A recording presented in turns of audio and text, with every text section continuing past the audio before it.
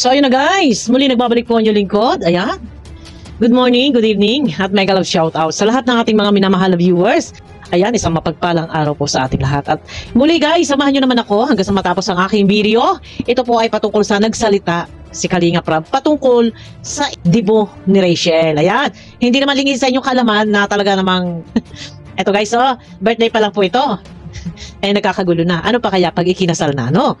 Eh sino nga ba ang magbablog? Ayan. Ito tayo, no? Ako ay may gagamitin na video clip. Ito po ay likha ni Kalinga Prab. Samahan niyo muna ako guys para alam natin ang tinatalakay. Kasi unang-una ay si Rachel po ay walang sariling community.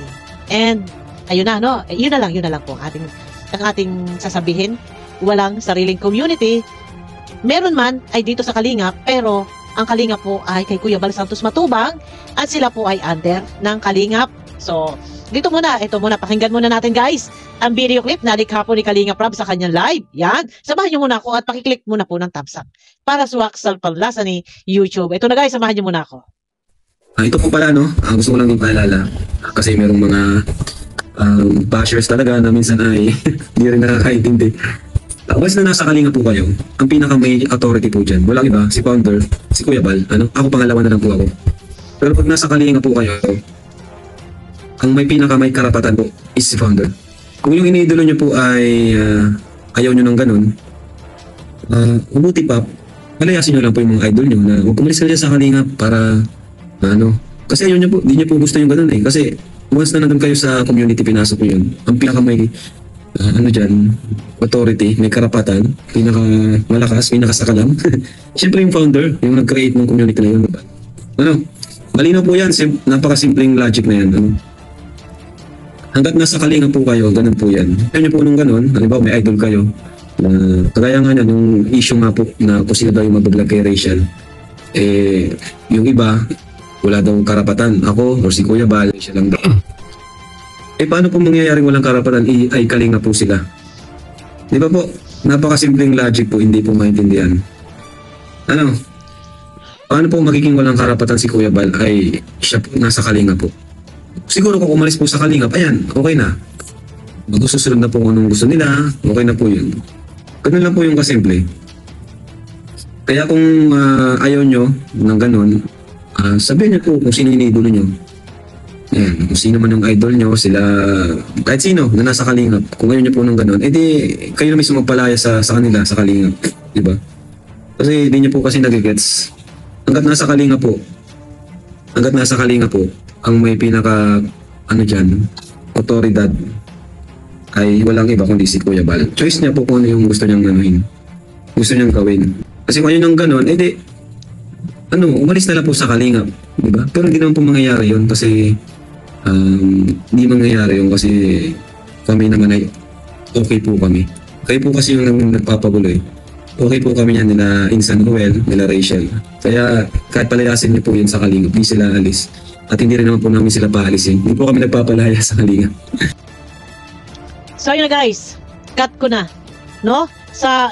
Marahil yung iba ay nakapanood and yung iba naman po, sa mga hindi nakapanood, maaari nyo pupuntahan sa live ni Kalinga Prab na andun po ang kabuuang video. Ito na guys, no? Yan. Okay, bagong kain. May ano yung bibig ko. Ito na. Nagkakaroon ng gulo-gulo. Sabi ng iba, hindi raw pwede mag-vlog si Kalinga Prab kasi binitawan na. Sabi ng iba, dapat daw si Kalinga Prab ang mag-vlog kasi si Kalinga Prab ang nag-umpisa. Narinig naman ninyo guys, sa pahayag po ni Kalinga Prab. Doon po sa pahayag ni Kalinga Prab, ang highlight po ng kanyang salita, ito ay parang hindi na yung sarili niya. Hindi na yung sarili niya. Iniset aside na niya yung sarili niya. Bal Santos Matubang na lang po. Bilang founder ng Kalingap, ay hindi pwedeng mawala anumang eksena meron.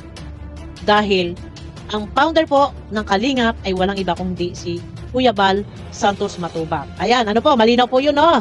Narinig naman ninyo po sa ating intro.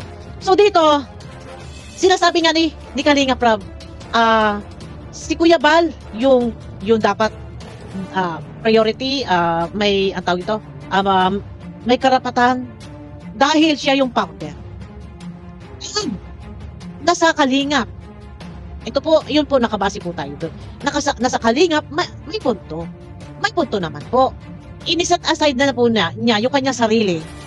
Bilang ikaw ay nasa Kalingap, hindi po pwedeng baliwalain, mawala sa eksena, himag-vlog man yan o hindi. Ngayon, marami kasi yung viewers sa pagitan ng mga panatiko at supporters dito kay Kalingap Rab na parang hindi sang-ayon na mag-vlog si Kalingap Rab. Yung kabila naman hindi sang-ayon na hindi po pwedeng mag-vlog si Kalingap Rab. Malinaw po guys. Sabi nga po ni Kalingap Rab, pangalawa na lang siya. Pero unang-una, si Kuya Bal ay hindi dapat mawawala. Yung iba sinasabi nila, meron man nagsasabi, wala na pwedeng ibang mag-vlog. Maliban kung pamilya lang. Ay founder po ng Kalingap, under po si Rachel, siguro naman po si Kuya Bal ay merong karapatan. Ano po? Si Kuya Bal po ang ating munang highlight dito ng topic. Si Kuya Bal ay founder. Ngayon, sabi nga ni Kalingap Rab, kung ayaw ng iba na sila ay mag-vlog, si Kuya Bal or si Kalingap Rab na dahil anak po iyan ng founder, ay sabihin po ninyo sa inyong supporters sabihin po ninyo sa inyong supporters na umalis na daw. Pero ang Kalingap po ay hindi nagpapaalis. At kahit man po paalisin nga, ay hindi naman po aalis yan sila Ruel. Ano po? Medyo tingin ko, dito parang ang magpinsan, si Kalingap Rab and si Ruel, isama na natin si Rachel dyan, sa usaping iyan, ay wala naman po problema. Nagkakasundo naman po. At siguro naman kung magbablog ang sino man, ay hindi naman po siguro ito ay pagbabawalan. At siyempre nasa loob ng community ng Kalingap, kung ayaw pasakop nga ay mauusig. Kung hindi pwedeng mag-vlog ang sino man, sa tingin ko ay mauusig po sila Rachel. Pero wala naman pong inilalabas na pahayag sila Rachel na bawal mag-vlog ang sino man. Para sa akin siguro, lahat ay siguro maganda kung meron man magbablog, panghuli silang mag-upload. Paunahin muna yung may punong abala. At yan naman po ay nasa pag-uusap din. Naku, si Kuya Bal naman po ay mauna-unang mag-upload or si Kalingap Rab, siguro naman po ay walang problema. Hindi naman po siguro yan big deal. No, dahil yan po ay nasa viewers. Kung sino ang gusto nilang panoorin channel. Hindi po yan problema. Nasa viewers po yan kung saan nila gustong manood. Hindi natin pwedeng sabihin huwag kang manonood doon o hindi ako manonood doon. Basta ako dito manonood. Viewers na po ang bahala kung saan nila gustong mapanood. Ano po? Yun lang po yun sa akin. Hindi na siguro pwedeng pagtalunan pa. Kasi unang-una, ito, birthday lang ito. Paano po kaya kung dumating doon sa puntong kasal na? Ano po? So, dyan sa video ni Kalingap Rab, malino po dyan. Na, doon, ang isinasaalang-alang ni Kalingap Rab dyan, si Kuya Bal na lang. Dahil siya naman ay pangalawa lang kay Kuya Bal. No, pero si Kalingap Rab ay anak ng founder. Ay, kung si Kuya Bal ay magdesisyon at sinabi, Kalingap Rab, i-vlog mo sila. Or, kahit man, si Kalingap Rab na rin ang magdesisyon. Siguro para sa akin, okay naman po na mag-vlog. Bilang balik na lang tayo sa mga nakaraan. Kung ano man yung mga nakaraang nasimula. Yun na lang po yung ating balikan. At saka sabi ko nga, sinabi din ng Kalingap Rab, wala namang problema sa kanilang magpinsan at kay Langga. Okay naman po. Siguro, yun na nga lang, no? At yun na sa mga basher, sa mga nambabas at hindi sang-ayon na mag-vlog si Kalingap Rab. Ayun nga po, sabi ni Kalingap Rab, kung kayo ay naandun sa inyong mga manok at ayaw ninyo kay Kalingap Rab, ay sabihin daw po ninyo sa inyong mga manok na umalis na sila sa Kalingap. Ang problema nga po ay hindi man po aalis yan. Saka wala naman po problema ang magpipinsan. Okay naman po, wala naman po problema yan. At sila nagkakausap-usap. Yun nga, at ang kaguluhan ay wala sa mga vlogger. So, wala sa magpinsan. Nasaan po ang kaguluhan? Nasaan ang issue? Yung ibang viewers na ika nga ay hindi agree, hindi sumasang-ayon kung magbablog si ganon, kung si ganon, yung viewers. Medyo hinahinay din po tayo, guys. No, eto, wala sa kung ano man, sa mga panatiko, hinahinay po tayo. Alam nyo po, kasi ang bagsak po dito ng, ibig ko sabihin, bandang huli, ang natatampakan po dito ng sisi ay si Rachel. hayaan na lang po natin kung ano po yung plano nila ng mga may punong abala, kung sino man po siguro yung pinapayagan na mag-vlog, hayaan po natin. Pero, yun nga, para sa akin siguro, kung meron man mauna-unang mag-upload, alin man, kay Ruel, kay Rachel, kay Kuya Bal, kay Kalinga Prab, siguro para sa akin, huwag nang maunahan pa ng iba pang vlogger na imbitado. No? Alin man po kay Langga, kay Kalinga Prab, kay Kuya Bal, kay Ruel, alin man dyan sa apat na yan, sana, huwag na sanang unahan pa ng ibang vlogger. Kasi alam ko, na talagang may mga vlogger po dyan, na talagang tututok ng camera. Sana, paunahin na lang muna mag-upload.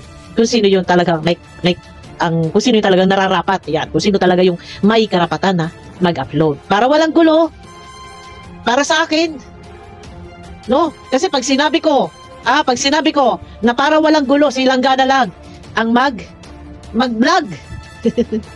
Huwag na yung iba. Pag ito sinabi ko, maraming aalma. Ito na lang, para sa akin, labag man doon sa iba. Dahil iyan ang pinag-aawayan at pinagkakaguluhan. Labag man na mag-video ang lahat ng mga imbitado kay vlogger man yan o hindi. Ay siguro'y hayaan na laang. Yan po ay isang malaking promotion kay Rachel. Yun na lang po para din wala ng gulo. No? Kung ang concern po ng ibang supporters ng Rachel ay para lang kay Rachel, naiintindihan po namin kayo doon sa part na yan, sa gusto nyo mangyari. Pero, nasa Kalinga po si Rachel. Sana'y maiintindihan din po sana maiintindihan nyo din po yung sinasabi ko, no? Naiintindihan ko sa mga gusto nyo mangyari na si Rachel lang ang magbablog, naiintindihan ko. Pero sana intindihin po, kapain po natin. Alam po natin na si Rachel po ay nasa Kalingap, lawakan po natin ng unawa para wala pong problema. Ano po? Basta lawakan po natin ng unawa kung ito man ay mai-vlog ng kung sino man sa ayaw man at sa gusto at labag man sa damdamin ng iba, siguro para sa akin, para wala na lang ang gulo. Para po wala na lang gulo. Hayaan na lang po. Kasi kapag nangyari po na ito lang yung magbablog, yun lang yung magbablog, ito na nga po, nagkakagulo na nga po Nagkakagulo na. Kasi may mga kanya-kanyang opinion ang lahat. Pagka yun lang yung magbablog at hindi nakablog ito si ganito, alam niyo sa totoo lang, ang bagsak po na sisi na kay Langga, na kay Kalinga Prab. Hindi lang po si Kalinga Prab, pati po si Langga masisisi. Hindi lang po si Langga, marami pa pong madadamay na iba. And lalo pong magkakaroon ng galit sa puso ang ibang mga supporters, mga panatiko. Pag nagkataon na ganyan, ganito, ganun, ganyan, ano man ang mangyari, kailangan, ito, opinion ko na to, para wala ng gulo. Sige na lang. Labag man sa iba. Pero ito baka sabihin naman na mawawala si Kuya Bal dito. Sabi ko nga po, sabi nga ni Kalinga Prab, yan si Kuya Bal, ang founder. Ano man mangyari, hirap at saya, no? Hirap at ginhawa, lungkot at saya, no? Si Kuya Bal, huwag mawawala. Sinabi na nga din po ni Kalinga Prab, siya ay pangalawa ng alamang. Yun na, pangalawa na lang siya. Pero para sa akin, wag na lang din. Wag na hayaan na si Kalinga Prab ay mawala diyan sa eksena na yan na lang makapag-vlog din. Para po wala ng gulo. Yun lang po, para wala ng gulo, lawakan natin ang kaisipan bawat isa. Panatiko, supporters ni Rabs, panatiko, Rochelle panatiko, lawakan na lang po natin ang unawa dahil kung maghahari po sa puso at sa isip ng bawat isa na tayo ay magiging makasarili at yung iba na viewers ayaw na ipabablog din nila kay Kalinga Prab dahil hindi nila kursonada yung sasabihin na, naku Kalinga Prab, wag mo na i-vlog yan, hindi namin gusto. O yung iba naman, Kalinga Prab, sige ikaw may karapatang mag-vlog.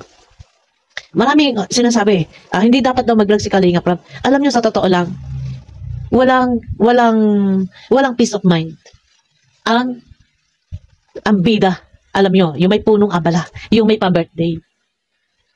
Pati yung mga vlogger, maapektuhan din dahil sa mga supporters na bakit kayo ganyan, yung iba, makasarili. Hindi ko nila lahat po. Yun lang magkaisa at si Kuya Bal. hindi pwedeng mawawala na Andy yan. Bilang founder. At dahil sila ay kalingap, kailangan. Hindi talaga pwedeng mababaliwala. Ika nga, kailangan siya, si Kuya Bal, ang number 1 na pangunahing bisita para sa akin. Kasi, yun nga, yung masakit man sa pandinig sabihin na salitang kung hindi dahil. Yun lagi sinasabi. Sabi sa comment, sabi na iba, puro na lang, kung di dahil kay Kalinga Prab. Eto guys, masakit man sa pandinig ng iba, ayun po kasi yung totoo. Ito real talk po tayo ha, huwag po sasama loob. Ayaw marinig nila yung salita kung hindi dahil kay Kalinga Prab, wala sa kinatatayuan. Masakit man, ayaw man tanggapin ng iba, ayaw man marinig ng iba, pero sa realidad, real talk, no? Yun po kasi yung totoo, guys. Kung hindi po na-refer ni Vincent Calyada kay Kalinga Prab, alam nyo na po, no? Kung hindi na-refer ni Vincent Calyada, wala po si Rachel sa tugatog po ng tagumpay. Ito po ay real talk, yun po yung totoo, lahat po ay magkaisa dahil lahat naman po ay nasa Kalingap.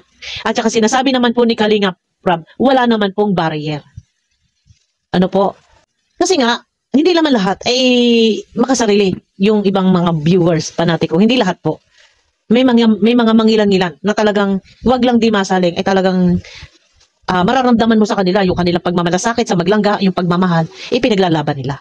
Naintindihan ko sila sa part na yan na talagang ipinaglalaban nila. Pero, ang nangyayari nga po nito, bandang huli po, nagkakaroon ng paninisi sa mga manok-manok. Yun yung manok-manok na sinasabi. Manok-manok na natin sabihin kasi iyan na nga eh. Pero kung tutuusin dapat, wala naman talagang division na. Sa magpisat kay Rowell at kay Langga, wala naman po talagang division na. Ang problema nga po, dito po sa supporters, diyan po nagkakaroon na sila ng division. Parang ayaw papasok yung isa, ayaw i-try yung isa, gusto sila lang, huwag lang kayo mag-vlog.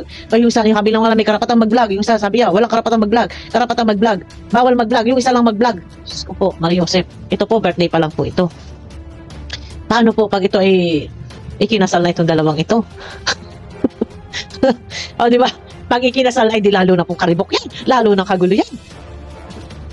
Mamaya naku, Diyos ko, grabe. Ito, yun. Kaya malinaw naman po sa sinasabi ni Kalinga Prab na yung mga ibang basher dyan, ay kung ayaw po ninyo na iba-vlog na Kalingap, ay wag sila sa Kalingap. Yun po yung sabi ni Kalinga Prab. Ay, utusan ninyo yung manok na umalis sa Kalingap, pero kahit utusan ninyo, hindi po yan aalis. Sila Rowell, no? Hindi po yan aalis. At hindi naman po nagpapaalis. Sila Kalinga Prab at si Kuya Bal. Naway magbahala dahil ang higit pong maapektuhan dito, bandang huli, yung ating mga manok-manok. Kayo ba may mga manok-manok? Ako, lahat pantay. Pantay lahat ang aking pagtingin. Kung sila Rowell, ayan yung iba ay tinutulak, para sa akin, kakabigin ko sila Rowell. Mas lalo na sila Kalinga Prab, sila Kuya Bal. Lahat pantay. Maging balanse na lang tayo. Alam niyo sa totoo lang, minsan, pag malawak yung ating isip, pilitin natin maging pantay ang ating pagtingin. Mas nakakahinga ng mabuti. Minsan, yun lang, lawakan lang natin ang kaisipan, guys. Yun lang, kasi the more na tayo nagbabas, sino po ang higit na naapektuhan dito? Ang lamabas dito. Bandang huli, magbas kayo, pag-romis ba kayo kabila? Ang punteriya, yung maglangga. Yung kabila naman, ang punteriya, kay Kalinga Prab, kay Kuya Bal. Paano mangyayari po nito? Pag puro lagi na lang salpukan. Diba? Yun lang po. Para sa akin, para wala ng gulo. Ganun din naman. At mga vlogger naman, bahala na. Kung pinapayagan nila mag-vlog ang lahat, di mag-vlog po. No, yun nga lang. Para sa akin, no, paunahin kung sino ang dapat mauuna. Kay Rachel, kay Rowell, kay Kuya Bal, kay Kalinga Prab, paunahin bago pa ang lahat ng mga imbitado, kay vlogger man o hindi. Yun po, no, balansin na po yan, guys. Baka mamaya masama pa po ako. Ayun na guys, no. Kita-kita po tayo sa aking next video and mega love shoutout po sa inyo lahat. Ayan, bye-bye!